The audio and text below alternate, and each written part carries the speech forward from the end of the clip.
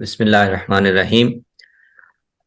استفہام کے عنوان سے جو ہم نے اہل علم سے نشست کا ایک سلسلہ شروع کیا ہے، آج کے پروگرام میں ڈاکٹر اختر علی سید صاحب کو خوش آمدید بھی کہتا ہوں اور ان کا شکریہ بھی ادا کرتا ہوں کہ انہوں نے اپنے علم، مطالعہ اور مشاہدات سے کچھ سوالات کی تفہیم میں مدد دینے کے لیے وقت عنایت کیا۔ تو ڈاکٹر صاحب، آپ کا بہت شکریہ کہ آپ نے کچھ وقت شکریہ عنایت شکریہ آپ کا عمار صاحب. آپ جیسے اہل علم کے ساتھ ویسے ہی گفتگو باعث سعادت ہوتی ہے. بہت بہت شکریہ آپ کا. جی، بہت شکریہ۔ تو آپ کی تحریروں سے میں زیادہ عرصہ نہیں، کچھ ہی عرصہ پہلے واقف ہوا، اور آپ مکالمہ پہ آپ کی چیزیں چھپتی ہیں، میں ان کو دیکھتا رہا، پھر آپ اتفاق سے کسی بحث میں یا کسی پوسٹ میں آپ سے بات چیت بھی ہوئی، اور ہم سب پہ آپ نے جو چیزیں لکھی ہوئی ہیں ان کا مجھے لنک ملا، تو مجھے بہت دلچسپی محسوس ہوئی طالب علم کے طور پر بھی، اور چونکہ یہاں ہم پبلک ایک طرح سے ایک پبلک فورم پر عوامی، سماجی، مذہبی، سیاسی مسائل پر بھی گفتگو کرتے ہیں، تو مجھے بہت اہم لگا کہ آپ جیسے اہل علم سے ہم اپنے معاشرے کے جو کچھ اہم مسئلے ہیں، کچھ تقسیمات ہیں، کچھ پرابلمز ہیں، تو آپ کے علم سے ہم استفادہ کریں۔ مجھے کسی حد تک آپ کا تھوڑا سا تعارف ہے کہ آپ پاکستان سے تعلق رکھتے ہیں اور آج کل آئرلینڈ میں مقیم ہیں۔ اگر آپ ہمارے سننے والوں کے لیے، ان کے فائدے کے لیے مختصر اگر آپ اپنے بارے میں کچھ تھوڑا سا بتا دیں کہ پاکستان سے آپ کب اور کس تناظر میں وہاں تشریف لے گئے، اور آپ کا جو علم نفسیات کے ساتھ جو شغف ہے اس کی نوعیت کیا ہے؟ یہ میرے لیے سب سے زیادہ مشکل بات یہ ہوتی ہے کہ میں اپنے بارے میں کوئی بات کروں. میں ملتان سے میرا تعلق ہے. آبائی شہر میرا ملتان ہے. اور جی اس کے بعد میں نفسیات میں تعلیم حاصل کرنے کے لیے لاہور منتقل ہوا. پنجاب یونیورسٹی سے میں نے پہلے اپنا ماسٹرز مکمل کیا، پھر اپنا کلینکل سائیکالوجی میں جو اسپیشلائزیشن ہوتی ہے وہ مکمل کی. صحیح۔ اور اس کے بعد 2001 تک میں وہاں کام کرتا رہا. 2002 کے اوائل میں آئرلینڈ آ گیا، اور اس کا کوئی اور مقصد نہیں تھا سوائے روزگار کا حصول اور اس کے بہتر مواقع جو یہاں میسر تھے. پاکستان میں یہ شعبہ اس وقت اپنے بالکل پیروں پہ چلنا شروع کر رہا تھا. تو اب تو چیزیں ذرا بہتر ہیں وہاں. تو یہاں آ گیا، یہاں سے اپنی جو پی ایچ ڈی ہے وہ مکمل کی. اور میرے لیے خوش نصیبی کی بات یہ ہے کہ مجھے دو ایسے استاد ملے نفسیات میں جنہوں نے انگلی پکڑ کے چلنا سکھایا. ان میں ایک تو میرے استاد تھے خالد سعید صاحب، جو ملتان میں تھے. میرے جی نفسیات کا پہلا سبق میں نے ان سے پڑھا تھا. اور اس کے بعد پھر میرے دوسرے استاد ڈاکٹر اختر احسن تھے، جو نیو یارک میں مقیم تھے 65 کے بعد سے. اور وہ ایک بہت بڑا نام ہے علم نفسیات کا. انہوں نے ایک بالکل نیا طریقہ سائیکو تھراپی کا انٹروڈیوس کرایا تھا دنیا میں. اور ایک طالب علم کے طور پر جو اس شعبے کو گزشتہ 30 برسوں سے دیکھ رہا ہے، میں یہ کہہ سکتا ہوں کہ وہ نفسیات کے جو بہترین ترین طریقہ ہے علاج ہیں ان میں سے ایک ہے. تو اس میں پھر میں نے کچھ کام کیا، اس کی کچھ ایکسٹینشنز کی، اس کی کچھ اڈیپٹیشنز کی، اس پہ کچھ وہ میں پڑھاتا بھی ہوں. اچھا وہی میری تحقیق کا حصہ بھی ہے. اور اسی کام کو پھر میں نے جو میرا تھوڑا بہت کام ہے کلونیلزم پر، جو کہ آج کی تاریخ تک بھی لاکان کے زیر اثر ہے، جی اس کو میں نے اختر احسن صاحب کے کام سے ملا کے دیکھنے کی کوشش کی ہے. اور کم از کم اپنے معاشرے کی حد تک اس میں سے کچھ کارآمد نتائج میرا خیال ہے کہ وہ جی نکل سکتے ہیں اگر جی اس پہ آپ مزید ہم سوچ و بچار کریں تو. آپ کی تحریروں میں اس کی پوری ایک جھلک بھی دکھائی دیتی ہے۔ تو جو پروفیسر خالد سعید صاحب ہیں ان کا ذکر بھی، اور پروفیسر اختر احسن صاحب کا آپ کی تحریروں میں بھی ذکر ملتا ہے، اور خالد سعید صاحب کی کچھ جو کام ہے یا کچھ تصورات کو انہوں نے پاکستانی معاشرے پہ اپلائی کر کے بھی دیکھا، اس کا بھی کافی ذکر ملتا ہے۔ تو لیکن یہ آپ نے ذکر کیا کہ پروفیسر اختر احسن صاحب نے سائیکو تھراپی میں کچھ نئی چیزیں ایسی پیش کی، اگر وہ بہت زیادہ ٹیکنیکل نہ ہو اور ایک ہم جیسا ایک عام سننے والا اس کو کسی حد تک سمجھ سکتا ہو، آپ پسند کریں گے کہ تھوڑا سا اس کا میں جی بالکل بالکل بالکل جی اپنے اساتذہ کا ذکر مجھے ہمیشہ دلی خوشی دیتا ہے۔ اختر احسن صاحب کے کام کی سب سے بڑی خوبی یہ ہے کہ وہ کام زبان سے ماورا جاتا ہے۔ میں مختصراً یہ عرض کر سکتا ہوں کہ ہماری جتنی بھی شعوری کوشش ہے، جو بھی شعوری ایکٹیویٹی ہے، جی وہ دو موڈز میں ہوتی ہے۔ مثال کے طور پر اگر ہم صرف سوچنے کے کام کو لیں تو ہم دو طرح سے سوچتے ہیں، دو موڈز میں سوچتے ہیں۔ یا جی تو ہم لفظوں میں سوچتے ہیں یا جی ہم تصویروں میں سوچتے ہیں، جن کو اختر احسن صاحب آئیڈیٹک امیج کہتے ہیں۔ صحیح آپ محسوس کریں گے کہ اگر آپ نے کہیں جانا ہے تو آپ کے ذہن میں وہاں کی تصویریں چلنا شروع ہو تصویر آ جاتی جائے ہیں، ٹھیک کہ ہے ٹھیک ہے تصور بن جاتا ہے، اس کو وہ امیج کہتے ہیں۔ اچھا، تو ایک بچہ جو ہے، جو اپنے پری وربل فیز میں، جب ابھی تک اس نے زبان حاصل نہیں کی ہے، جی تو وہ اپنی ماں کو پہچانتا ہے، اپنے باپ کو پہچانتا ہے، اپنے جو قریبی ہیں ان کو پہچانتا ہے، مگر لفظ وہاں نہیں ہے۔ تو اس وقت وہ امیجز میں سوچ رہا ہے، تصورات میں سوچ رہا ہے۔ تو اختر احسن صاحب کی فائنڈنگ یہ تھی کہ جو امیجز میں ہماری کانشیسنیس کی تمام ایکٹیویٹی کا جو پرائمری موڈ ہے وہ امیج ہے، اچھا، لفظ بعد میں آتا ہے، لفظ بعد میں اور ثانوی ہے ثانوی ہے۔ تو چونکہ وہ پرائمری ہے تو اس کا ہمارے فزیولوجیکل سسٹم سے ڈائریکٹ تعلق ہے، ورڈ کا وہ تعلق نہیں ہے۔ ٹھیک اختر احسن صاحب نے سائیکو تھراپی میں جو چیز انٹروڈیوس کرائی، جو ان سے پہلے نہیں تھی، وہ سائیکو تھراپی میں جسم کی کیفیت کو سمجھنا۔ یہ اختر احسن صاحب کے کام کی ایک بہت ہی، جیسے ہم کہیں، اختصاصی بات ہے جی کہ انہوں نے جسم کو اس پورے کانشیسنیس کی ایکٹیویٹی میں انکلوڈ کیا ہے کہ جس میں اور جس کی وجہ سے اور جس کو شامل کر کے کوئی نفسیاتی مسئلہ پیدا ہوتا ہے۔ ٹھیک ٹھیک نفسیاتی مسائل سے جسم کو نہیں نکالا جا سکتا، اور جسم جو ہے وہ ڈائریکٹلی لنکڈ ہے آپ کے امیج کے ساتھ۔ جی جی اب اس تعلق کو انہوں نے تھراپی میں استعمال کیا ہے۔ اس کا نتیجہ یہ نکلا کہ نہ صرف یہ کہ نفسیاتی مسائل، بلکہ بہت سارے وہ جسمانی مسائل جن کی جڑ میں کوئی نفسیاتی وجوہات تھیں، مثال کے طور پہ سٹریس ہے۔ جی سٹریس کا ایک بنیادی اور سب سے پہلا اثر جو ہے وہ باڈی پہ آتا ہے۔ اب سائیکو تھراپی جو ہے وہ باڈی کو ایڈریس نہیں کرتی تھی ان سے پہلے۔ اچھا، صحیح صحیح صحیح یہ اختر احسن صاحب کا کنٹریبیوشن ہے۔ مثال کے طور پہ ایک آدمی ہے، وہ سٹریس میں رہتا ہے، اور سٹریس میں رہ رہ کے اس کو ہائپر ٹینشن ہو گئی ہے، بلڈ پریشر ہو گیا ہے۔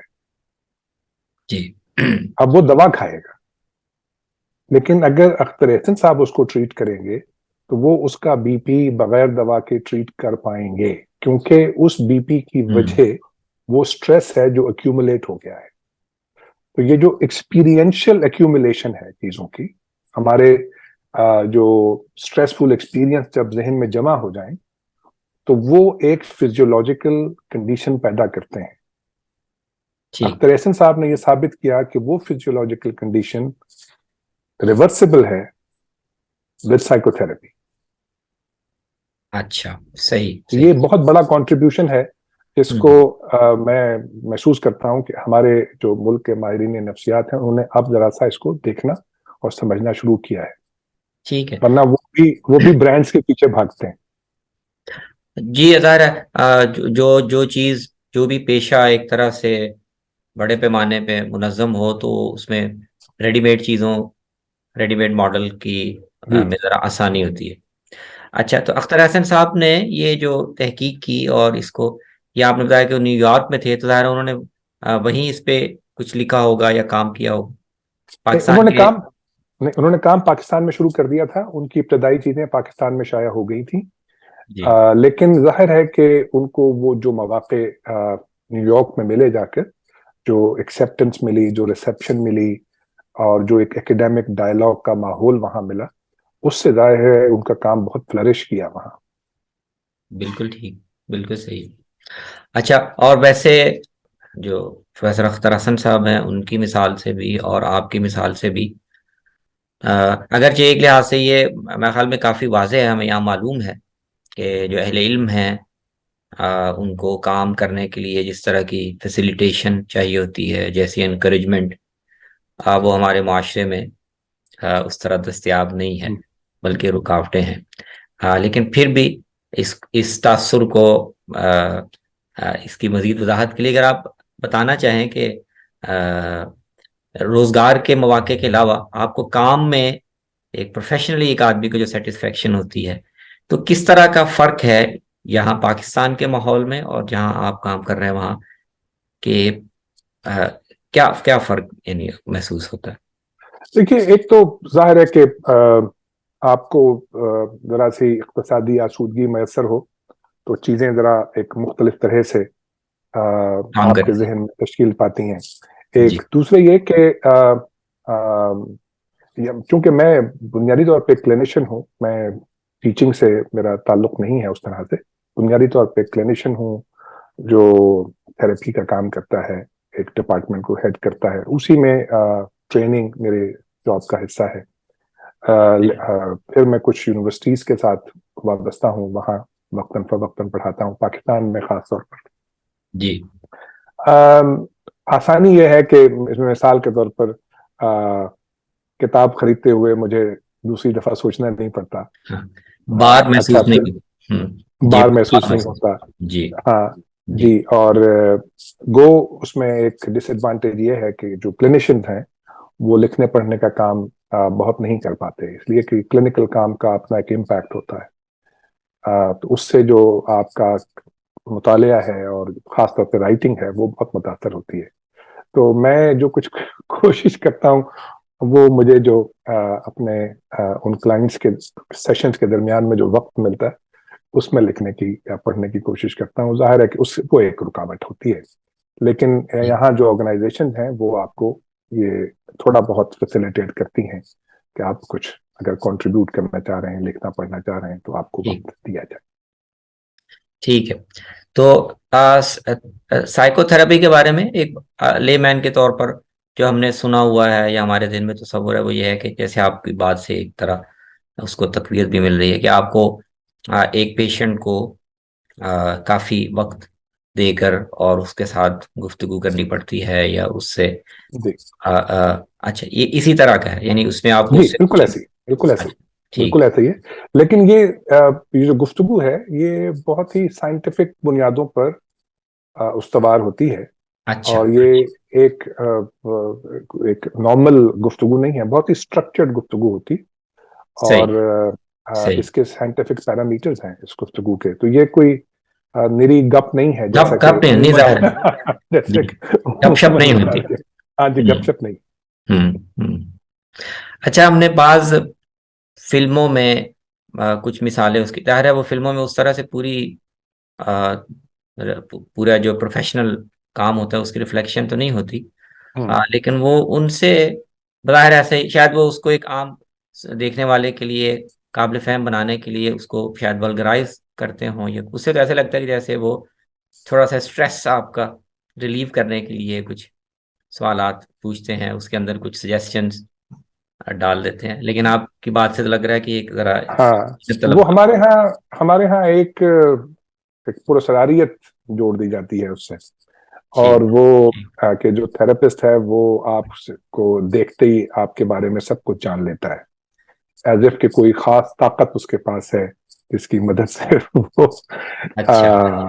آپ کو جان لیتا ہے. پھر وہ ہمارے ہاں جو فلموں میں خاص طور پہ وہ ایک ماڈل ہے، ماڈل تھا، اب تو وہ اس طرح سے افیکٹو ماڈل نہیں سمجھا جاتا، ہپنو تھراپی کا ایک ماڈل ہے. تو وہ ہپنوٹک ٹرانس میں لے جا کے آپ کے راز جان لینے کی جو ٹھیک. ایک سازش اور کوشش صحیح. تھراپسٹ کرتا ہے، جی. تو وہ بھی جوڑ دی جاتی ہے فلموں میں. ٹھیک. تو وہ ساری کہانیاں ہیں. اچھا. چلے، بہت شکریہ. کچھ آپ کے جو علم ہے اس سے متعلق سمجھنے کا موقع ملا. تو مجھے جو آپ کے کام میں اور تحریروں میں بہت زیادہ دلچسپی محسوس ہوئی، وہ اس پہلو سے تھی کہ جو مجھے بھی ایک طرح سے ایک احساس میرا اپنا تھا، کیونکہ میں مذہبی بیک گراؤنڈ سے ہوں، اور مذہبی رویوں پر غور کرنے کا کچھ نہ کچھ کام کرتا رہتا ہوں. تو مجھے ایسا لگتا تھا کہ ہم بہت سی چیزوں کے تجزیوں میں ہم ثانوی چیزوں پر، مذہبی پہلوؤں پر یا سیاسی پہلوؤں پر ارتکاز کرتے ہیں، لیکن نفسیات پیچھے جڑ اس کی نفسیاتی رویوں میں ہوتی ہے. تو آپ کے کام میں بالکل ہی بہت ہی نمایاں یہ چیز تھی. تو یہ میں نے کچھ سوالات آپ کی تحریروں کی روشنی میں مرتب کیے ہیں، تو میں چاہوں گا کہ ایک ایک کر کے آپ کے سامنے رکھوں اور آپ اس پہ ہمیں مستفید کریں. ایک جو اہم سوال سامنے آتا ہے وہ یہ ہے کہ ہمارا جو معاشرہ ہے، پاکستان کا معاشرہ یا اس طرح کے اور معاشرے جو ایک لمبا عرصہ استعمار کے زیر اثر رہے ہیں، اور استعماری طاقت نے ایک اور طرح سے ان کو اسٹرکچر کرنے کی کوشش کی ہے. تو بظاہر استعماری دور ختم ہونے کے بعد بھی اس کے اثرات یا اس کی گرہیں یہاں موجود ہیں. تو اس پہ آپ کچھ روشنی ڈال لیں کہ اس وقت جو ہماری صورتحال ہے اس کو سمجھنے میں اور اس کی نفسیاتی پیچیدگیوں کو سمجھنے کے لیے استعمار کو اور اس کے جو اثرات ہوئے ہیں ان کو مربوط کرنا کیوں اہم ہے، اور کیسے وہ ہمیں مدد دیتا ہے سمجھنے میں. میں اس سوسائٹی کو سمجھنے کی ایک اپنے تئیں کوشش کر رہا تھا بڑے عرصے سے، جب سے میں یہاں آیا تھا، اور اس کے بارے میں کوئی ایک فارمولیشن کرنے کی کوشش کر رہا تھا. تو میں نے یہ جو کلونیلزم اور اس کے جو سائیکولوجیکل امپیکٹ پر کام کرنے والے لوگ تھے، ان کو جب میں نے پڑھنا شروع کیا تو میں نے یہ کنکلوڈ کیا. اب یہ بکھرا ہوا کام تھا جو میں نے کنکلوڈ کیا، اور میں نے اس کو یہ دیکھا کہ جو استعمار ہے، پہلے تو میں نے ایک کوشش یہ کی کہ ہم یہ جو کلونیلزم کا یک لفظی ترجمہ کریں، کیونکہ اس کو وہ نو آبادیاتی نظام اور اس طرح کا ایک لمبا چوڑا کرتے تھے. حالانکہ استعمار لوگوں نے استعمال کیا ہوا تھا، لیکن وہ کنسسٹنٹلی استعمال نہیں ہوتا تھا. ایک تو میں نے یہ کوشش کی کہ میں نے استعمار کا لفظ استعمال کیا، استعماریت کا لفظ استعمال کیا، اور محکوم کا لفظ استعمال کیا کالونائزڈ کے لیے. میں نے کوشش کی کہ شاید استعمار گرد ایک بہتر لفظ ہو، وہ مجھے بڑا اچھا لگتا تھا کالونائزر کے لیے، مگر وہ استعمار میں وہ مانے استعمار گردی. جی. تو لیکن بہرحال وہ ہم نے دیکھا ہے کہ اب کثرت سے لوگ نوآبادیاتی نظام کو پیچھے چھوڑ کے استعماریت کو استعمال کر رہے ہیں. تو یہ ایک اچھا ہوا، ایک لفظ ہمارے ہاں آ گیا، کیونکہ جس زبان میں کسی فنامنا کے لیے کوئی لفظ ہی نہ ہو، وہ زبان اس پر ہونے والے مباحث کو نہ تو انڈرسٹینڈ کر سکتی ہے، نہ اس میں کنٹریبیوٹ کر سکتی ہے. اچھا، میں نے یہ دیکھا کہ جب کسی معاشرے پر کولونائزیشن کا تسلط ہوتا ہے تو کولونائزیشن جو ہے وہ چار بنیادی کام یا چار بنیادی اثرات مرتب کرتی ہے اس معاشرے پر. نمبر ایک تو یہ کہ وہ اس معاشرے کے جتنے بھی فائنینشیل ریسورسز ہوتے ہیں ان کو کنٹرول کرتی ہے، اور ان کو اپنی ثوابدید سے چلاتی ہے، استعمال کرتی ہے، موڈیفائی کرتی ہے، اور वक्तन फवक्तन उसमें फ्लक्चुएशन होती है, और वो सारा प्लान्ड होता है कि किस तरह से एक कॉलोनाइज रीजन के फाइनेंशियल रिसोर्सेज को आपने मैनिपुलेट करना है। पहला काम तो वो ये करती है कि बहुत आइडेंटिफाइड है, पूरा मार्क्सिस्ट एनालिसिस जो है वो इस बुनियाद पर खड़ा हुआ है। दूसरी बात जो मार्क्सिज्म में या मार्क्सिस्ट एनालिसिस में उस तरह से नहीं नुमाया होकर सामने आती, वो ये कॉलोनियलिज्म के एक्सपर्ट्स ने आइडेंटिफाई की है, और वो ये है कि कॉलोनाइजर जो है वो कॉलोनाइज सोसाइटीज को फ्रेगमेंटेट भी करता है, उनको तकसीम भी करता है। डिवाइड एंड रूल का हमने वो सुना हुआ है, एक लाइन, एक यकसतरी, हमने एक तस्वर सुना हुआ है, लेकिन इसके मैकेनिज्म को मैंने थोड़ा सा और डिटेल में जाके आइडेंटिफाई किया है। इसके मैकेनिज्म सिंपल नहीं है आप, और इस खास तौर पे इस पोस्ट मॉडर्न दौर में वो बहुत ही पेचीदा हो गए हैं। उसमें सिर्फ ये नहीं है कि आपने माशरे को तकसीम करना है, उसमें ये सिर्फ ये भी नहीं है कि आपने माशरे में जो मौजूद पुरानी तकसीम है उसको फैन करना है, उसको बढ़ावा देना है, और तकसीम के नए आपने जो बहाने हैं वो तलाश करने हैं, नई फॉल्ट लाइंस क्रिएट करनी है। अब आगे बहुत बात निकल चुकी है, अब जहां हम खड़े हैं वहां ये प्रोसेस जो है ये अब तकसीम दर तकसीम में चला गया है कि हर बड़ा ग्रुप जो है वो मजीद टूट फूट का शिकार होता चला जा रहा है। मजहबी तौर पर भी मैं तो खैर मेरा फील्ड नहीं है, लेकिन मैं जानता हूं कि मजहबी तौर पर भी फिरकों की तादाद में आए रोज इजाफा हो रहा है। जो बड़े फिरके थे उनके अंदर मजीद छोटे फिरके पैदा होते चले जा रहे हैं। एक दूसरे ये कि वो जो फिरके हैं वो अब एक दूसरे के साथ, या जो ग्रुप्स हैं, फिरके का लफ्ज एक मजहबी कॉनोटेशन के साथ आ जाता है, लेकिन जो ग्रुप्स बन रहे हैं, छोटे छोटे मजीद ग्रुप्स बन रहे हैं, वो सारे ग्रुप्स एक दूसरे के लिए इनटॉलरेबल होते जा रहे हैं। उनके लिए नए से नए लेबल हम घड़ते हैं, और उनको हम एक्सक्लूजन के प्रोसेस में ले गए हैं अब। मतलब ये कि पहले अगर ग्रुप किसी सतह पर इंक्लूसिव थे, अब वो इंक्लूसिव नहीं रहे, वो एक्सक्लूसिव हो गए जी। तो दो काम तो ये करती है कि एक फाइनेंशियल रिसोर्सेज जो हैं उनको कैप्चर करती है, कंट्रोल करती है, मैनिपुलेट करती है, दूसरे सोसाइटी को डिवीजन में डाल देती है। तीसरा काम वो ये करती है कि जो कॉलोनाइजर है वो कॉलोनाइज्ड को ये बताता है कि तुम कमतर हो, हम बरतर हैं, जी। और हम तुम पर हाकिम इसलिए हैं क्योंकि तुम्हें हमारी जरूरत है, हम तुम्हारे भले के लिए तुम पर हुक्मरानी नहीं कर रहे। इसको ये जो आपने इरशाद फरमाया, इसको उन्होंने नाम दिया सिविलाइजिंग मिशन का। जी जी। कि हम बेसिकली एक सिविलाइजिंग मिशन पे हैं, एंड यू नीड अस। सही। ठीक है, ये वो काम करते हैं। ठीक। तो ये एक तो हो गया फाइनेंशियल रिसोर्सेज पे तसर्रुफ, दूसरा हो गया सोसाइटी को फ्रेगमेंटेशन, तकसीम, डिवीजन पैदा करना। फ्रेगमेंटेशन, तीसरे ये बताना कि यू नीड टू जो B civilised. You need to be civilised and you need us. वो जो चौथा फैक्टर है जी। जो मैंने आइडेंटिफाई किया था अपने काम में, कि वो ये तय करते हैं, कॉलोनाइजर ये तय करता है कि कॉलोनाइज लोगों ने किनसे दोस्ती करनी है, किनसे दुश्मनी करनी है। उनकी जो फ्यूचर डायरेक्शन है उस रीजन की, उसको वो तय करते हैं। मिसाल के तौर पर पाकिस्तान की जो फॉरेन पॉलिसी है उसको कौन तय करेगा। इसी तरह से छोटे लेवल पे जो कॉलोनाइजर है वो ये तय करता है कि आपका दोस्त कौन होगा और आपका दुश्मन कौन होगा। तो ये चार काम करते हैं। तो कॉलोनाइज्ड रीजन्स के साथ ये चार काम कॉलोनाइजर करता है। अच्छा, अब हम जहाँ खड़े हैं 1947 के बाद दुनिया में डीकोलोनाइजेशन का काम शुरू हुआ था।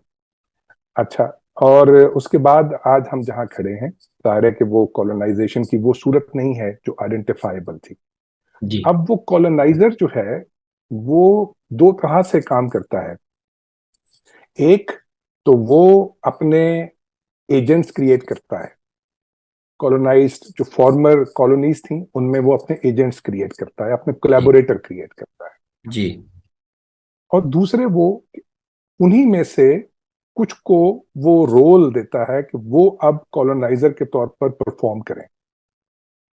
تو اب کالونائزیشن کی ایک لیئر در لیئر در لیئر ایک ہمارے سامنے ایک صورتحال موجود ہے. ٹھیک ٹھیک. اور مثال کے طور پر اگر آپ اس وقت صورتحال دیکھیں تو کالونائزیشن جو ہے وہ ایک طرح سے اب آئیڈینٹیفائبل نہیں رہی ہے. آپ کالونائزر کو اب چہرے سے شناخت نہیں کر سکتے. مثال کے طور پر 1947 سے پہلے ایک گورا جو گھوم رہا تھا گجرانوالا میں یا لاہور میں, آپ کہتے تھے کہ یہ کالونائزر ہے.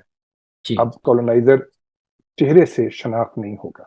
اب کالونائزر جو ہے وہ اپنی 4 ٹریٹس سے شناخت ہوگا. صحیح. وہ اگر یہی کام کر رہا ہے معاشرے جی, کے وہ ساتھ, اگر یہ کام کر رہا ہے تو چاہے اس کا چہرہ کوئی بھی ہے, نام کوئی بھی ہے, نیشنلٹی کوئی بھی ہے, وہ کالونائزر ہے.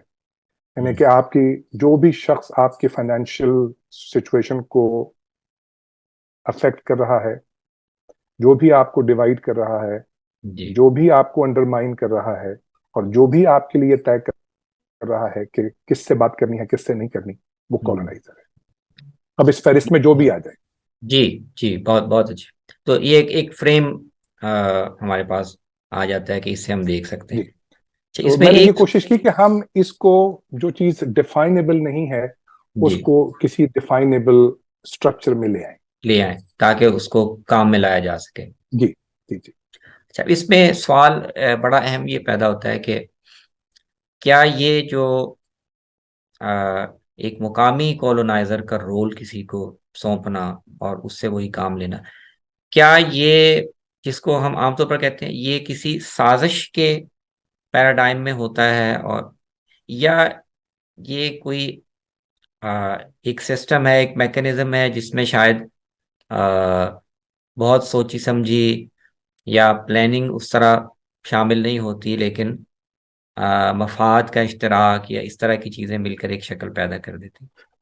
میرا خیال جی جی بالکل, میرا خیال ہے کہ یہ جو پروسیس شروع ہوتا ہے وہ اس پوائنٹ پر آ کر کلمینیٹ ہوتا ہے کہ جہاں یہ پروسیس اس نہج پہ پہنچنا ہوگا, ڈیفینیٹلی پہنچے گا یہاں.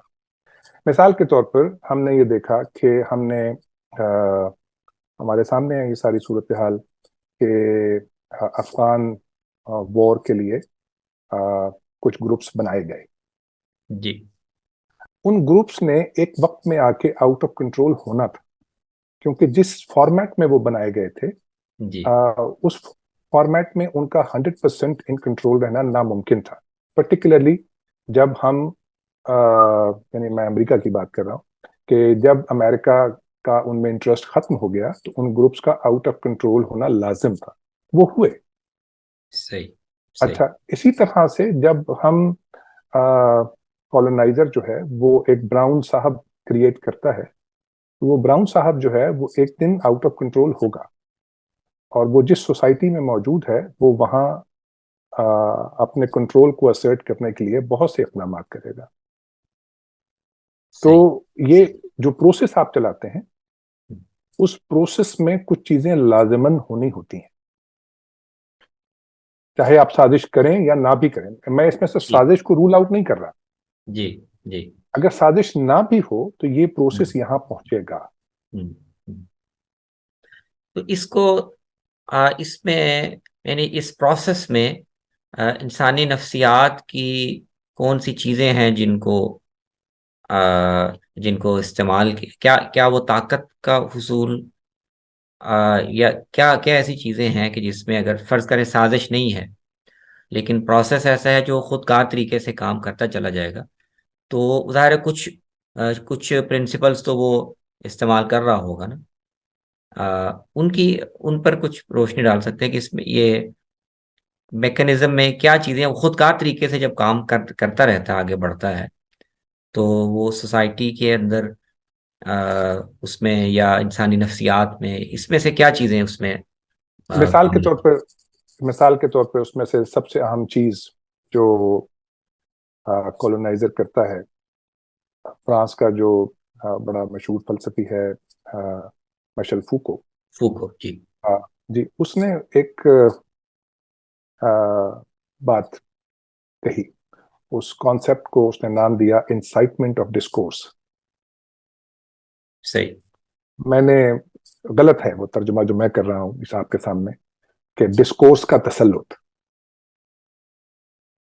جی. اچھا، طاقت کو یا کولونائزر کو ایک ڈسکورس چاہیے ہوتا ہے، اور اس ڈسکورس کو وہ استعمال کرتا ہے طاقت کے جواز کے طور پر. صحیح. کیونکہ جیسے میں نے ابھی آپ سے کہا کہ کولونائزر کے لیے ضروری ہے کہ وہ یہ ثابت کرے کہ وہ ایک سویلائزنگ مشن پہ ہے، اس کے پاس ایک اخلاقی جواز ہے. اخلاقی جواز ہے اس کے پاس، ہم، تو وہ اس کو وہ ڈسکورس کے ذریعے سے لاتا ہے. ڈسکورس کی گفتگو ایڈورڈ سعید نے اپنی جو بڑی مشہور کتاب ہے اس کی اورینٹلزم، اس میں اس نے کی ہے پوری. اچھا، تو یہ ڈسکورس کو نافذ کرنا، اس کا تسلط اسٹیبلش کرنا، یہ کولونائزیشن کا ایک فنکشن ہے. صحیح. اچھا، اس کی جو انسائٹمنٹ ہے وہ بڑی دلچسپ ہے. اس کی ایک مثال آپ کے سامنے، اس کی مثال ایڈورڈ سعید کا پورا تھیسس ہے اورینٹلزم کا، جس میں وہ مسلسل جو مسلم اور اورینٹل نیشنز جو ہیں، ناٹ ایکسکلوسیولی مسلم، ان کے بارے میں جو ایک بات کرتا ہے کہ ان کی ہسٹری میں یہ ہے، ان کے مزاج میں. مثال کے طور پر وہ آپ کو کتاب یاد ہوگی رافیل پٹائی کی دا عرب مائنڈ. وہ آپ کو یاد ہوگی کہ ابو غریب جیل کے جو اہلکار تھے، وہ کتاب ان کو پڑھائی گئی تھی، اور اس کتاب میں یہ بتایا گیا تھا کہ عرب کا جو دماغ ہے وہ کیسے کام کرتا ہے، اور ان کو کنٹرول کرنے کے لیے آپ نے کیا کیا حربے، ان کو زیادہ سے زیادہ اذیت پہنچانے کے لیے آپ نے کیا کیا کام کرنے ہیں. صحیح. تو اب اس طرح کی جو چیزیں ہیں وہ اسٹیبلش کی جاتی ہیں کہ آپ نے ایک گروپ آئیڈینٹیفائی کر لیا ہے جو کمزوروں کا گروپ ہے، جن پر آپ نے اپنا تسلط حاصل کرنا ہے. پھر ان کے اراؤنڈ آپ نے کچھ تصورات، کچھ اسٹیریوٹائپس کریٹ کیے ہیں. بلڈ کرنے ہیں. جی. جی، وہ اسٹیریوٹائپس جو ہیں ان کو آپ کا دانشور، ان کو آپ کا صحافی، ان کو آپ کا میڈیا کیسے پورٹرے کرتا ہے اور کس شدت کے ساتھ کرتا ہے. اچھا، اب دیکھنے والی بات جو ہے، اب میں ذرا سا ایک منٹ کے لیے مجھے اجازت دیں کہ میں ذرا سا ایک قدم آگے جا کر ایک بات کہہ سکوں. جی. اب دیکھنے والی بات جو ہے وہ یہ کہ جب آپ کے ہاں کوئی ڈسکورس کنٹینیوسلی اس طرح سے اسرٹ کیا جا رہا ہو، تو دیکھنے والی بات یہ ہے کہ یہ ڈسکورس کس کا ہے. کیا یہ کمزور کا ڈسکورس ہے یا یہ طاقتور کا ڈسکورس ہے؟ ہم پر لازم ہے کہ ہم طاقتور کے ڈسکورس کو ہمیشہ شک کی نظر سے دیکھیں.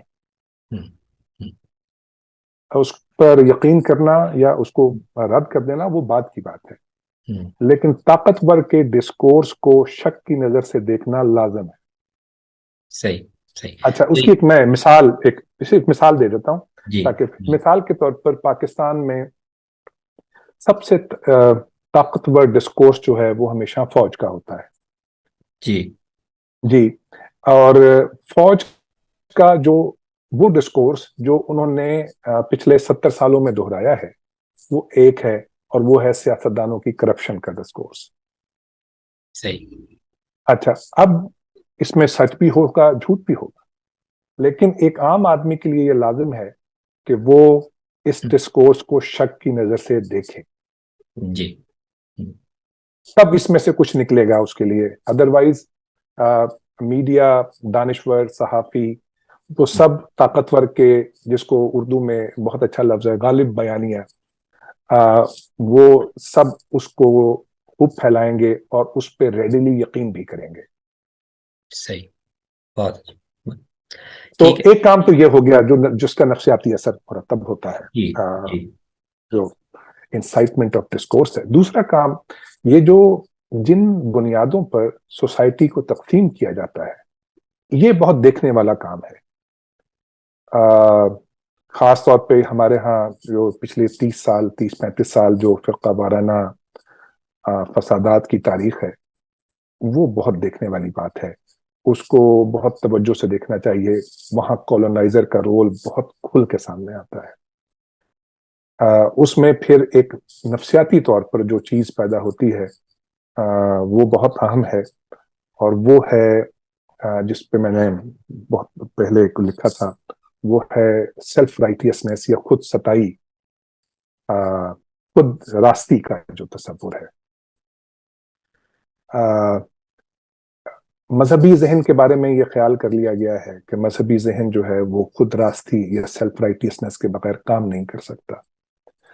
اور مطلب یہ کہ اگر میرے سچ یا حق ہونے کا مطلب دوسرے کا باطل یا غلط ہونا ہے, صحیح. اگر میں سچ ہوں تو اس کا لازم مطلب یہ ہے کہ دوسرا غلط ہے. جی. جی. اچھا, اس کا نتیجہ کیا نکلتا ہے؟ اس کا نتیجہ بڑا دلچسپ ہے. اس کا نتیجہ ایک تو یہ نکلتا ہے کہ ہمارے ہاں, یا ہمارے ہاں سے مراد ایسی سوسائٹی کہ جہاں پر جو ڈسکورس کی انسائٹمنٹ ہے وہ اتنی زیادہ فعال ہو, وہاں گفتگو دائروں میں ہوتی ہے. کہ کیونکہ میں اور آپ گفتگو جو کر رہے ہیں اس کا کوئی مطلب استفادہ یا کسی متفقہ نتیجے پہ پہنچنا نہیں ہے, بلکہ ہم دونوں ایک دوسرے کو قائل کرنے کی کوشش کر رہے ہیں, کیونکہ مجھے یہ زوم ہے کہ میں سچ ہوں اور میں حق پہ ہوں. تو یہ گفتگو دائروں میں ہوگی.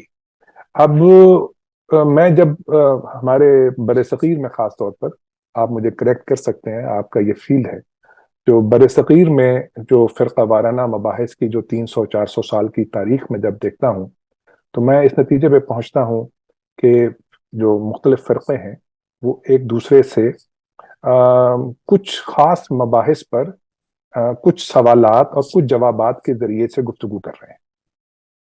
جی. ان 300 400 سال میں نہ سوال بدلے نہ جواب بدلے. جی. اچھا, پھر اس خود راستی کے احساس کے ساتھ جب ہم آگے بڑھتے ہیں ایک کولونائز سوسائٹی میں, تو پھر دوسرا جو سوال سب سے زیادہ اہم اٹھتا ہے وہ کہ میں نے دوسرے کو قائل کیسے کرنا ہے. یہ تو ثابت ہو گیا کہ اگلا غلط ہے, اب اور قائل اس کیسے کرنا ہے؟ کو قائل کرنا ضروری ہے. ضروری ہے, وہ تو میرا مذہبی وظیفہ بن گیا, فریضہ ہے جی.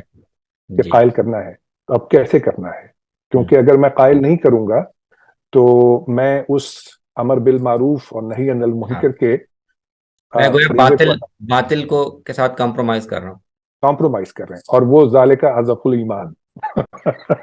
جی. اور وہ تو اب میں نے قائل کرنا ہے, اور قائل کیسے کروں گا کہ میں یا تو میں اپنی باتیں کروں گا, بار بار دہراؤں گا, یا پھر میں دوسروں کے دروازے پہ جا کے دستک دوں گا, پھر بھی نہیں مانیں گے تو میں ان کے لیے لیبلز کریٹ کروں گا, پھر بھی نہیں مانیں گے تو میں ان کو قتل کر دوں گا. اب یہ سب یہ جو چین آف ایونٹس ہے, یہ سارا کا سارا خود راستی کے تصور سے شروع ہوا ہے. صحیح. صحیح.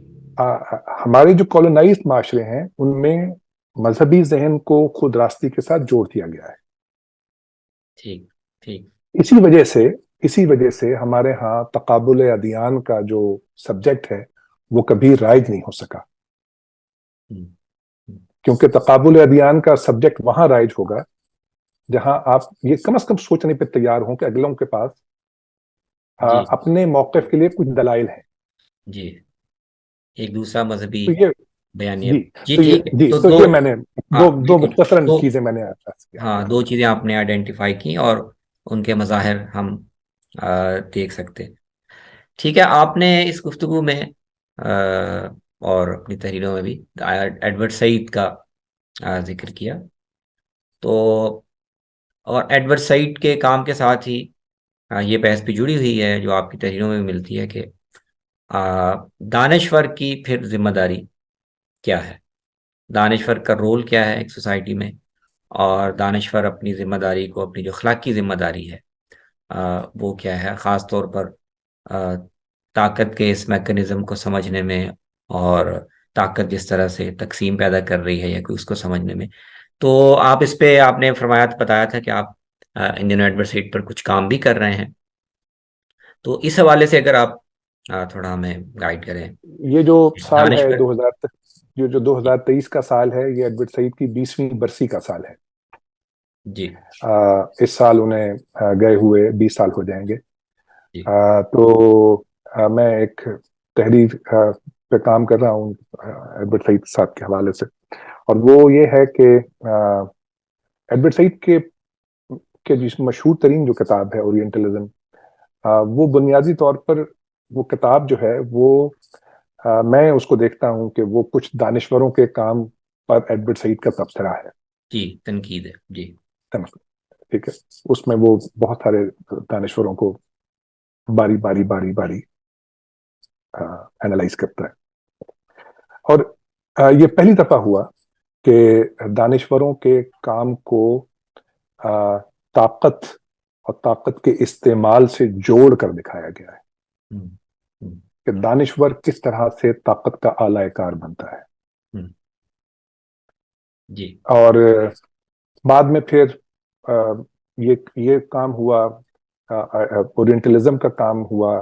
اس کے بعد پھر ان کی جو کتاب تھی کلچر اینڈ امپیریلزم، اس میں انہوں نے مزید ادیبوں کے کام کو اینالائز کیا. پھر کورنگ اسلام بہت مشہور کتاب ہے ان کی، اس میں انہوں نے یہ دکھایا کہ جو دانشوروں کا کام تھا اس نے جو امپیکٹ کریٹ کیا تھا، اس امپیکٹ کو میڈیا نے آگے کیسے پروجیکٹ کیا ہے. صحیح. صحیح. پھر فائنلی انہوں نے جو ان کی کتاب ہے لیکچرز ہیں، ریتھ لیکچرز ہیں، اس میں انہوں نے مزید اس کو ڈیفائن کرنے کی کوشش کی. لیکن جو آخری کتاب ہے ان کی وہ بہت ہی فلسفیانہ کتاب ہے، علمی اعتبار سے بہت اعلیٰ پائے کی کتاب ہے. وہ ان کا ایک لیکچر ہے، وہ بھی فرائڈ اینڈ نان یورپینز. اس میں وہ یہ دکھاتے ہیں کہ فرائڈ کی جو مشہور کتاب تھی مور دین مونوتھیزم، اس کا وہ ایک انالیسس ہے. تو اب تو یہ میں اس کو اس وقت لکھ رہا ہوں. اصل میں وہ یہ کیا کہہ رہا ہے؟ وہ یہ کہہ رہا ہے کہ جو دانشور ہے وہ طاقت کے مراکز کو اگر نہیں سمجھ رہا، طاقت کے مراکز، ان کی کارگزاریاں، ان کی فنکشنز، ان کے گولز وہ نہیں دیکھ پا رہا، تو وہ اپنا فریضہ اپنے بخوبی پروفیشن کو ادا نہیں فیل کر رہا ہے. جی. فیل کر رہا ہے. جی. ایک، اگر تو وہ اعلی کار بن گیا ہے تو وہ مجرم ہے. صحیح. اب تو وہ مجرم ہے اور وہ آئیڈینٹیفائی کرتا ہے کہ کون اعلی کار ہے اور صحیح. کون ایسا ہے جو غیر شعوری طور پر ان کے مشن کو آگے بڑھا رہا ہے. ٹھیک. اچھا، تو سب سے اہم بات یہ ہے وہ یہ کہ مثال کے طور پر ایڈورڈ سعید کی جس طرح سے کچھ وابستگیاں ہیں، آپ ان کو ایڈورڈ سعید کو ان سے الگ کر کے نہیں دیکھ سکتے. اس میں ایک فلسطینی ایشو ہے. ایڈورڈ سعید کے کام کو فلسطین کے ایشو سے الگ کر کے ان کی جلا وطنی کو، ان کے باقی جو غصے ہیں، ان کی جو تنقید ہے امریکنز پہ یا اسرائیلیوں پہ، وہ نہیں سمجھ سکتے آپ. اسی طرح سے ایڈورڈ سعید یاسر عرفات کے بہت قریب رہے، ان کی جو کونسل تھی اس کے ممبر بھی رہے، لیکن اوسلو کے بعد ایڈورڈ سعید نے جس طرح سے ان کو تنقید کا نشانہ بنایا ہے وہ قابل غور ہے، قابل مطالعہ چیز ہے کہ آپ کی ایک جذباتی وابستگی ہے کچھ لوگوں کے ساتھ، مگر وہی لوگ جب کچھ کام غلط کرتے ہیں تو آپ ان کو تنقید کا نشانہ بناتے ہیں اور بہت سخت تنقید کا نشانہ بناتے ہیں. تو ایک دوسری چیز جو یہ ہے کہ وہ ایک دانشور کتنا غیر جانبدار ہے، وہ اپنے لوگوں کے ساتھ جو اس کی کمٹمنٹ ہے وہ کس حد تک نبھاتا ہے، طاقت کے مراکز کو آئیڈینٹیفائی بھی کرتا ہے، but at the same time وہ اپنے لوگوں کے ساتھ جو وابستگی ہے اس سے پیچھے کسی بھی صورت ہٹنے پہ تیار نہیں ہوتا. جو اہم بات میں سمجھتا ہوں وہ یہ کہ ایک دانشور کے لیے یہ بہت ضروری ہے کہ وہ اپنے مقامی جو پاور سینٹر ہے اس کو اس کے کام کو وہ جس طرح سے اپنے ڈسکورس کو مسلط کرنے کی کوشش کرتے ہیں ان کو کھول کر دکھائے اور اس میں کسی مخالفت کی پرواہ نہ کرے. ہمارے ہاں ہم جیسے لوگ جو ہیں وہ تو بہت بزدل ہیں. ہمیں تو اگر کہیں سے کوئی اپنے تحریر پر کوئی بری بات بھی پڑھنے کو مل جائے تو ہم کبیدہ خاطر ہو جاتے ہیں.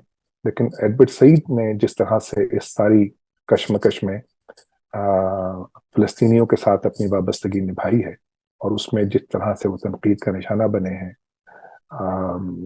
شاید وہ امریکہ تھا، وہ کسی نے نامعلوم افراد کی فہرست میں داخل نہیں ہوئے وہ، لیکن بہرحال ہاں نہیں، وہ لیکن جو آپ کو رویے دیکھنے پڑتے ہیں وہ بھی جی ان کا اثر تو ہوتا ہے نا، بہت ہوتا فیس ہے، بہت کرنے ہوتا پڑتے ہیں جی. ہے جی. بالکل ٹھیک. تو یہ وہ چیزیں ہیں. پھر وہ اتنا گہرا انالیسس ہے کہ وہ ایگزیکٹلی کانراڈ کی صورت میں وہ یہ دکھاتا ہے کہ وہ کانراڈ جو ہے وہ چیزوں کو یہ تو دیکھ رہا ہے، مگر یہاں آ کے وہ کمپرومائز کر گیا، یہاں آ کے اس نے چیزوں کو فردر اس طرح سے اس ڈائریکشن میں نہیں لے کے گیا جس ڈائریکشن میں ان کو جانا چاہیے تھا. تو ایک ہمدردی بھی ہے ان لوگوں کے ساتھ کہ جو طاقت کے مراکز کو پوری طرح سے شاید نہ سمجھ سکے. صحیح صحیح صحیح. تو آپ ایڈوسائٹ کے کام کو اور اس نے جو اسٹینڈرڈز بتائے ہیں اس کو مد نظر رکھتے ہوئے آپ دیکھتے ہیں کہ پاکستان میں ایسا کوئی ڈسکورس جو پاور سینٹرز کو اور وہ کیسے ڈسکورسز بنا رہے ہیں، دے رہے ہیں ان کو، کوئی ایسا یعنی بیانیہ یا کوئی ایسی کوشش موجود نہیں ہے جی بالکل پاکستان. نہیں ہے، بلکہ پاکستان میں جو طاقت کے مراکز ہیں انہوں نے بہت کامیابی کے ساتھ چیزوں کو جو کٹ پتلیاں ہیں ساری بحث کو ان پر مرکوز کیا ہوا ہے. مثال کے طور پر سیاسی رہنما جو ہیں، کوئی اس کے ساتھ ہے، کوئی اس کے ساتھ ہے، کوئی اس کو گالی نکالتا ہے، کوئی اس کو چور کہتا ہے، ساری گفتگو یہاں گھما رہے ہیں وہ. لیکن اس سارے میکانزم کو تفصیل کے ساتھ دیکھنا اور اس کو اسٹیپ بائی اسٹیپ آئیڈینٹیفائی کرنا.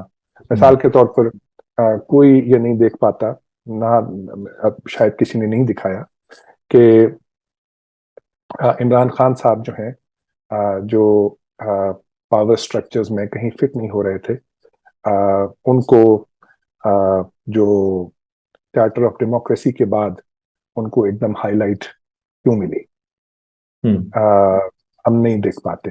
مثال کے طور پر عمران خان صاحب کا جو بنیادی سلوگن ہے کرپشن والا، وہ فوج کس طرح سے محترمہ فاطمہ جناح سے لے کر آج تک کے سیاستدانوں پر بلڈ وہ کرتی استعمال رہی ہے جی. کرتی چلی آئی ہے. ہمارے جرنلسٹ جو ہیں وہ کس طرح سے فوج کے اس ڈسکورس کو آگے بڑھانے میں انہوں نے کردار ادا کیا ہے. پھر ہماری مذہبی جماعتیں، ہمارے مذہبی گروہ جو ہیں وہ کس طرح سے باری باری فوج کے ساتھ شانہ بشانہ کھڑے رہے ہیں، کبھی انہوں نے کھل کے فوج کی مخالفت نہیں کی. تو اب یہ جو سارے میکانزم ہیں یہ آئیڈینٹیفائی کرنے والے ہیں کہ کوئی ان کو بہت تفصیل کے ساتھ ہسٹوریکل پرسپیکٹو میں مختلف گروہوں کی جو ذمہ داریاں تھیں اور انہوں نے ان ذمہ داریوں کو کیسے پورا کیا. ایک سیاستدان کا کام کیا ہوتا ہے؟ کیا سیاستدان جو ہے وہ ایک کوثر و تسنیم سے دھلا ہوا فرد ہوتا ہے کہ جو کسی بھی صورت کسی بھی آن کوئی غلطی نہیں کرتا، یا سیاستدان وہ ہوتا ہے کہ جو کسی بھی مشکل صورتحال میں ڈائلاگ سے، مکالمے سے چیزوں کو بہتر کرنے کی کوشش کرتا ہے؟ کیا سیاستدان جو ہے وہ صادق اور امین ہوتا ہے، یا اس کو ہونا چاہیے؟ تو یہ جو گفتگو ہے ساری، اس جی کو سیاسی مناقشے سے بیونڈ لے جا کر کرنے کی جو کوشش ہے وہ تو بالکل نہیں ہے، کہیں نہیں ہے. بالکل ٹھیک ہے، بالکل درست ہے. اچھا، اس میں ایک سوال بلکہ دو سوال پیدا ہوتے ہیں اس سوال کے ضمن میں. ایک یہ کہ دانشور کو طاقت کی اور اس کی ترجیحات کی پر نظر رکھنی چاہیے، سمجھنا چاہیے کہ وہ کیسے کام کر رہی ہے اور تنقید کرنی چاہیے.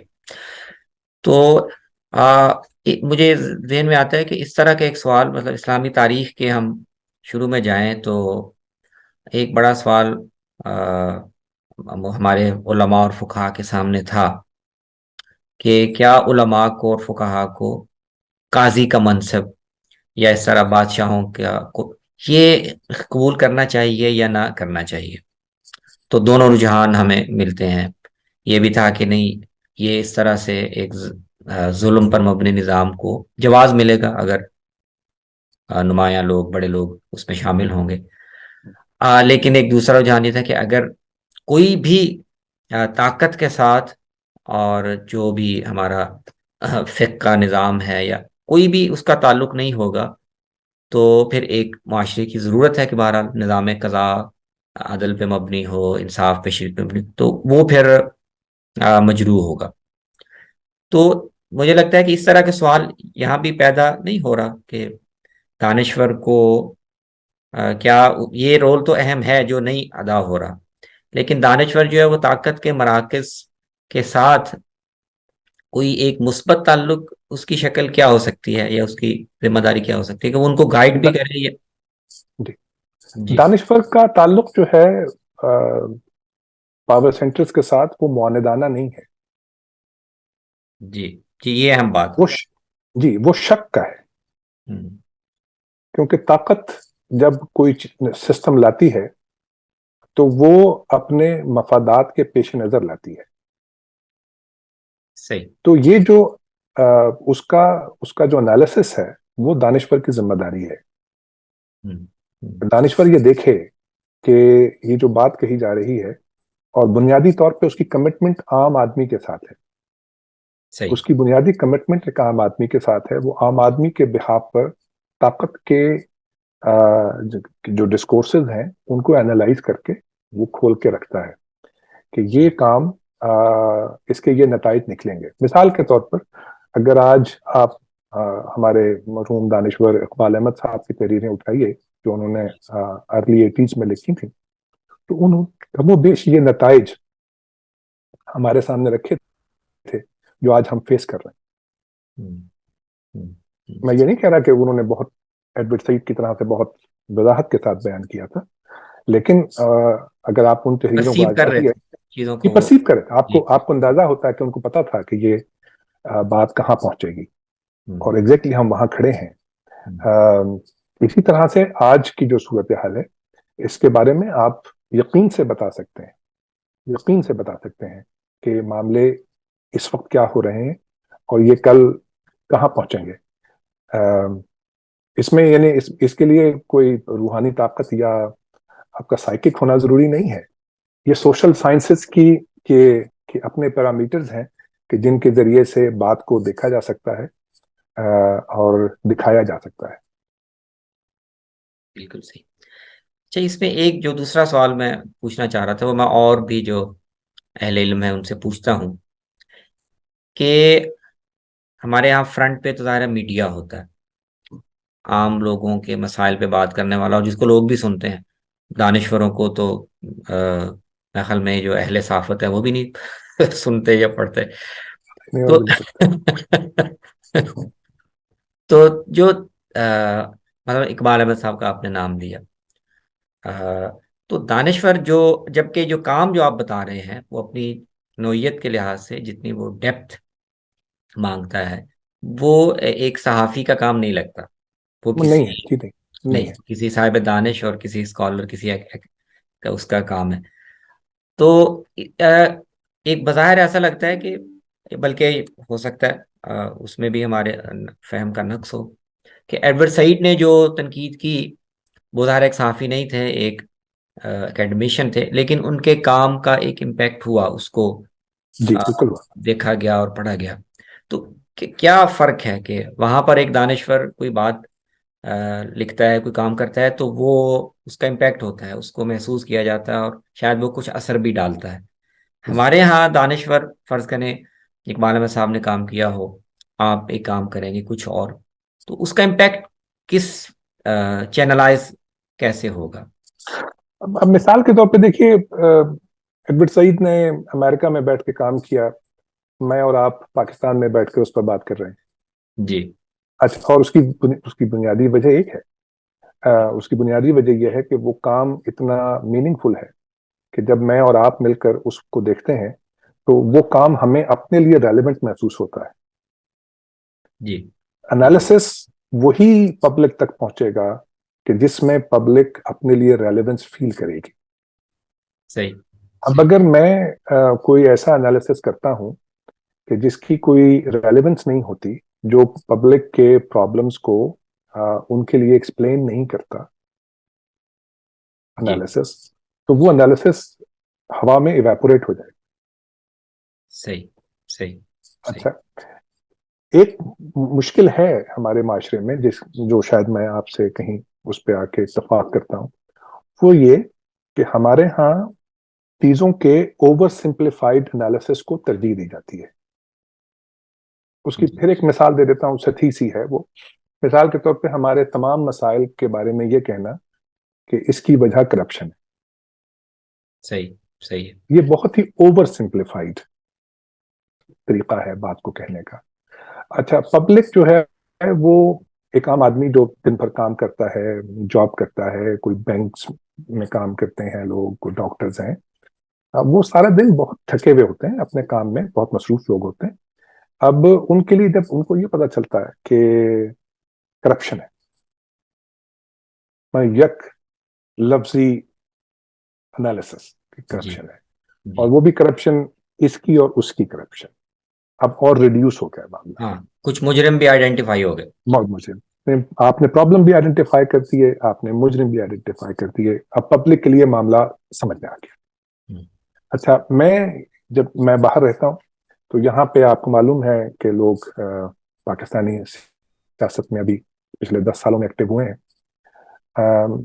وہ یہاں رہنے والا ہر شخص جو ہے وہ اس کو ایک ایموشنل پرابلم ہے, اور وہ ایموشنل پرابلم گھر سے دور ہونے کا مسئلہ ہے. جی یہاں جو رویے آپ فیس کرتے ہیں, یہاں جو اپنوں سے دوری ہے اس کو آپ فیس کرتے ہیں, تو ہر شخص میں ایک اندر سے ایک غصہ ہے کہ میرا ملک اتنا اچھا کیوں نہیں تھا کہ مجھے ہجرت نہ کرنی پڑتی. جی جی, اور بلکہ دیار غیر میں بھی اس کا یہ تصویر دیکھی. خواب ہے. جی جی.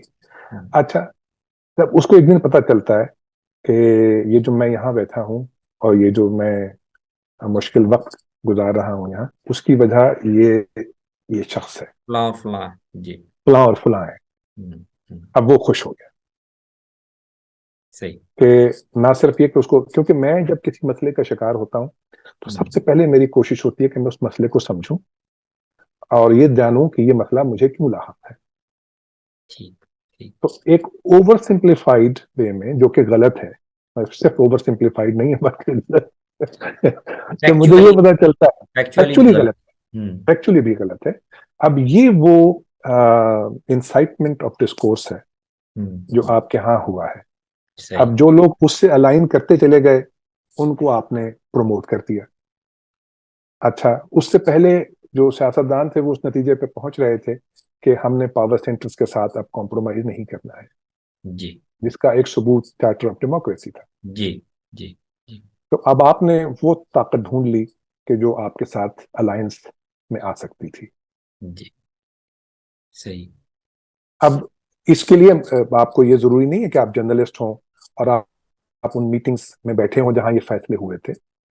اس کے یہ تو لیے صرف آپ جی, مناظر خود بھی بولتے ہیں نا, مناظر وہ بولتے ہیں, خود بولتے ہیں.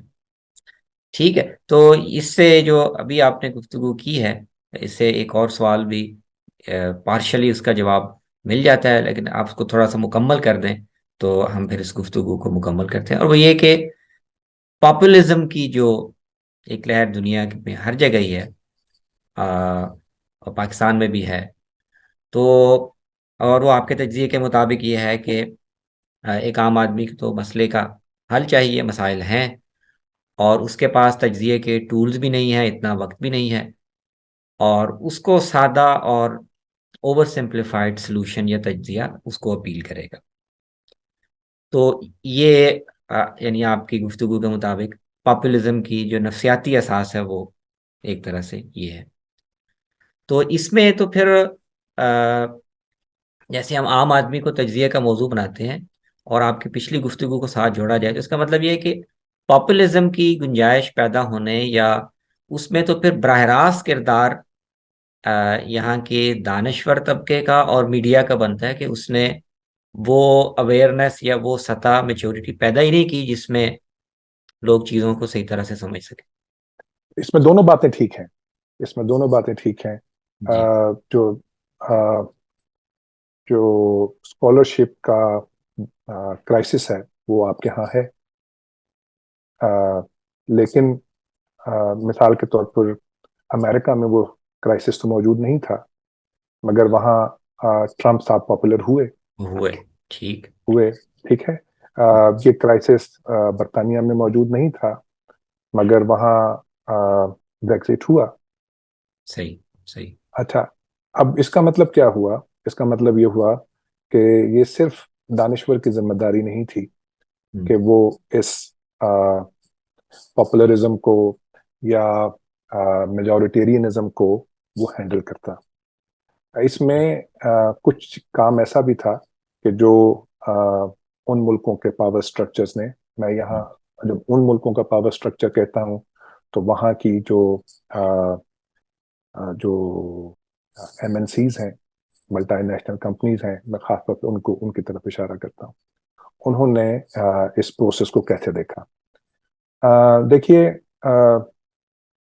पॉपुलरिज्म में अगर आप दुनिया भर में देखिए, जो ट्रेंड है वो एक दुश्मन को आइडेंटिफाई करने की कोशिश पर बेस्ड है कि ये जो मेजॉरिटेरियनिज्म या पॉपुलरिज्म की जो भी आप ट्रेंड उठाएं, उसमें वो एक अटेम्प्ट कर रहे हैं। और वो अटेम्प्ट क्या है कि वो जो भी उनके मसाइल हैं, जो कि बुनियादी तौर पर फाइनेंशियल हैं, उनके जिम्मेदारों का तयन है। उनका ख्याल क्या है? उनका ख्याल ये है कि कुछ लोग हैं कि जो उनके इस फाइनेंशियल क्राइसिस के जिम्मेदार हैं। ट्रंप साहब ने यही काम किया था। अच्छा, उसका नतीजा निकला ये कि वहां पे मिलिटेंट ग्रुप्स जो हैं वो तश्कील पाना शुरू हो गए हैं। वेस्ट जो है इस हवाले से एक टिकिंग बॉम्ब पर बैठा हुआ है, इसलिए कि ट्रंप साहब को ये इलेक्शन हार गए थे, मगर उनकी जो वोटों की तादाद थी वो पिछली दफा से ज्यादा थी। तो अब अगर ट्रंप साहब नहीं आएंगे तो कोई ट्रंप साहब जैसा आएगा। हमारा जो आयरलैंड का जो नेबर है बरतानिया, यहाँ पर तकसीम दर तकसीम का वो अमल जो मैंने शुरू में बात की थी वो यहाँ शुरू हो चुका है। यहाँ स्कॉटलैंड की अलहदगी बड़े नैरो मार्जिन से रह गई थी। अब वो पार्टी जो अलहदगी चाहती है स्कॉटलैंड की इंग्लैंड से, यूके से, वो इस वक्त वहां बरसर इक़्तिदार है। अगर अब वो ही रेफरेंडम जो पहले हुआ था वो अब होगा तो वो जीत जाएंगे। तो कहने का मतलब यह है कि वो वहां जीतेंगे और स्कॉटलैंड अलग हो जाएगा।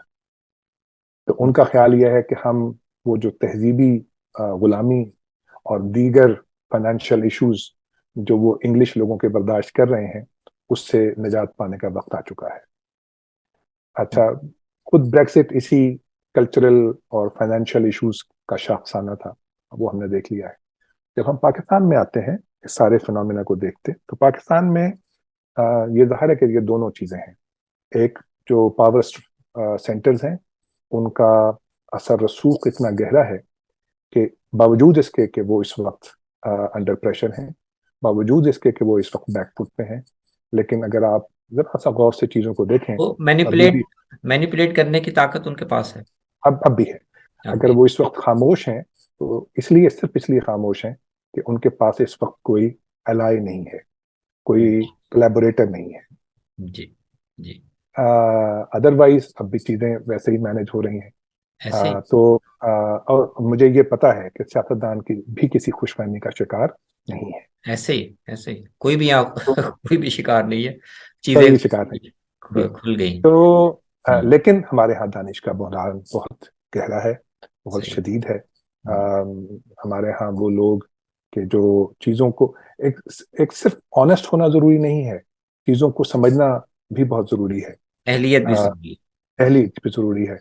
और फिर हम ये समझते हैं कि शायद मामलात का एक एनालिसिस, एक तरह का एनालिसिस ठीक होगा। मिसाल के तौर पर हम ये समझते हैं कि शायद फाइनेंशियल एनालिसिस चीज़ों का ठीक होगा, या है। रिलीजियस एनालिसिस चीज़ों का ठीक होगा, या साइकोलॉजिकल एनालिसिस चीज़ों का ठीक होगा। یا ایک وقت میں ایک ہی انالیسس ٹھیک ہوگا. ہم یہاں بھی یہ سمجھتے ہیں کہ جو سائیکولوجیکل انالیسس ہے وہ میوچلی ایکسکلوسیو ہے ٹو ادر انالیسیز، جبکہ ایسا نہیں ہے. سارے فیکٹر ہے نا جی، ان ساری سب کو فیکٹر ملا ہے کے نا، دیکھنا تو چاہیے. ہر فیکٹر کو ملا کے جب آپ دیکھیں گے تو چیزیں بہتر آپ کے سامنے ہو کے آئیں گی. ایڈورڈ سعید کے کام کی خوبی یہ ہے کہ اس میں لٹریچر بھی شامل ہے، اس میں پالیٹکس بھی شامل ہے، اس میں ریلیجن بھی شامل ہے، اس میں جیو پالیٹکس بھی شامل ہے، اس میں امریکن پالیٹکس پر اسرائیل لابی کا امپیکٹ بھی شامل ہے. تو یہ ایک اتنا اوور آرچنگ کام ہے کہ اس کام کو اگر ہم میں سے کسی کو یہ توفیق ہو کہ وہ ریپلیکیٹ کر سکے پاکستان میں، تو یہ ایک بہت پاکستان کے بڑی سفلتا کانٹیکسٹ میں.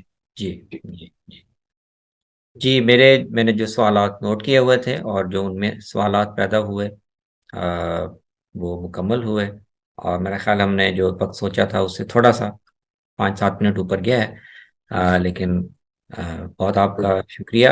اور شکریہ آپ کا سر، بہت بہت مہربانی ہے آپ کی. جی، اور میں چاہوں گا کہ وقتاً فوقتاً دوبارہ انشاءاللہ انشاءاللہ بات آپ جب کرتے حکم رہیں، کریں گے میں حاضر ہوں گا. سیکھتے رہیں. بہت شکریہ جی، اللہ تعالیٰ آپ کو تھینک جزائے یو. خیر دے اور بہت خوش رکھے.